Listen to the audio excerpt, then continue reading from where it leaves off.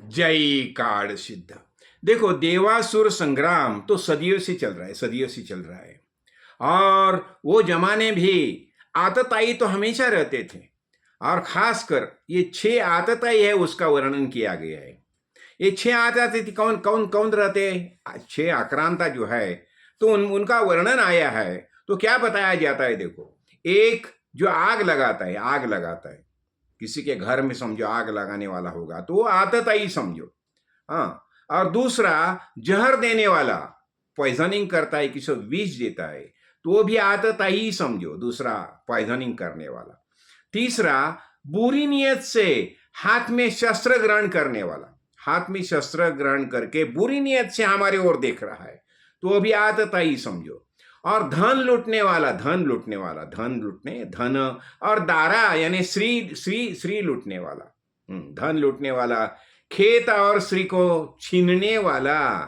हाँ, तो ये जो है ना, ये 6 आतताई है। और ये आतताई जो है, जिसे आतताई आक्रांता बताया जाता है, तो ये वध्य ही है। उन्हें किसी भी तरह की दया दिखाने की आवश्यकता ही नहीं है। आज देखो, और उसमें जासूसी करने वाला भी आ गया। आज आज हम देखते हैं, देखो, हमें तो आनंद से जीना है। ये संपूर्ण विश्व वसुधैव कुटुंबकम, यही हमारी परंपरा है। और ये देखो, ये क्या होता है। तो अभी हमने देखा, शुरू में देखो ना, जो महिला जो है ना, अभी भृगु पत्नी देखो, भृगु पत्नी तो स्त्री है, लेकिन उसने क्या किया? वो जमाने के जो असुर थे ना, उन्हें अपने आश्रम में आश्रय दिया, अपने आश्रम में आश्रय दिया उसने, भृगु पत्नी ने। इसलिए विष्णु भगवान ने उसका शिरच्छेद किया है। यानी स्त्री होने के बावजूद भी उसके मौत के घाट में उतारे है। क्यों? उसने असुर जो है, आक्रांता जो है, जो गलत रास्ते से चलते हैं, उन्हें हम अपने आश्रम में आश्रय दिया। देखो, आज भी हम देखते हैं हमारे भरत भूमि की अभी सद्य स्थिति जो है, कितने जासूस देखो, और वो जासूस लोगों का नेटवर्क देखो कितना बढ़िया तरीके से, उन्हें कितने पैसे दिए जाते हैं। और ये असुर लोग जो है ना, चाहे जितना पैसा देने के लिए तैयार होते हैं, लेकिन उनके जासूस में तुम्हें शरीक होना चाहिए, यानी राष्ट्र के विरोधी कार्य करना चाहिए। तो ऐसे जो नेटवर्क रहते हैं, देखो, इसलिए देखो, हर एक को सावधानी बरतनी चाहिए। हमारे आजू बाजू में कौन रहता है, किसका क्या कार्य चलता है। और आजकल क्या कितने घुसपैठिया अंदर आते हैं, देखो, कोई बांग्लादेश से आया, कोई पाकिस्तान से आया, कोई नेपाल से आया, कोई चाइना से आया। हाँ, और ये घुसपैठिया क्या करते, यहाँ बैठते हैं और यहाँ रहने के बावजूद खाली मीठी मीठी बातें बताते हैं।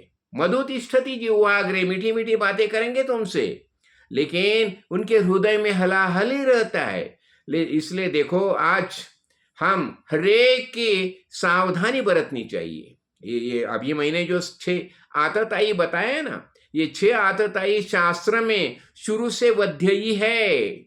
और श्री कृष्ण भगवान ने भृगु पत्नी जो है, वो आश्रम में उसने आश्रय दिया, छिपाने की कोशिश की, किसको? असुरों को।